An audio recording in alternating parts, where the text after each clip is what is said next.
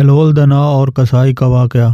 ہارون رشید نے بہلول کو ہدایت دی کہ بازار جائیں اور کسائیوں کے ترازو اور جن پتھروں سے وہ گوشت تولتے ہیں وہ چیک کریں، اور جن کے تول والے پتھر کم نکلے انہیں گرفتار کر کے دربار میں حاضر کریں۔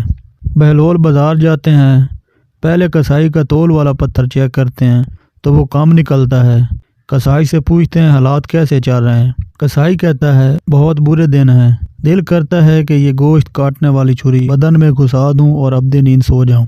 بہلول آگے دوسرے کسائی کے تول والے پتھر کو چیک کرتے ہیں، وہ بھی کم نکلتا ہے۔ کسائی سے پوچھتے ہیں کہ کیا حالات ہیں گھر کے۔ وہ کہتا ہے کہ کاش اللہ نے پیدا ہی نہ کیا ہوتا، بہت ذلالت کی زندگی گزار رہا ہوں۔ بہلول آگے بڑھے، تیسرے کسائی کے پاس پہنچے، تول والا پتھر چیک کیا تو بالکل درست پایا۔ کسائی سے پوچھا زندگی کیسی گزر رہی ہے۔ کسائی نے کہا اللہ کا لاکھ لاکھ شکر ہے، بہت خوش ہوں، اللہ تعالیٰ نے بڑا کرم کیا ہے، اولاد نیک ہے، زندگی بہت اچھی گزر رہی ہے۔ بہلول واپس آتے ہیں، سلطان ہارون رشید پوچھتے ہیں کہ کیا پروگریس ہے۔ بہلول کہتے ہیں کہ کسائیوں کے تول والے پتھر کام نکلے ہیں۔ سلطان نے غصے سے کہا کہ پھر انہیں گرفتار کر کے لائے کیوں نہیں۔ بہلول نے کہا اللہ تعالیٰ انہیں خود سزا دے رہا تھا، ان پر دنیا تنگ کر دی تھی تو یہاں لانے کی کیا ضرورت تھی۔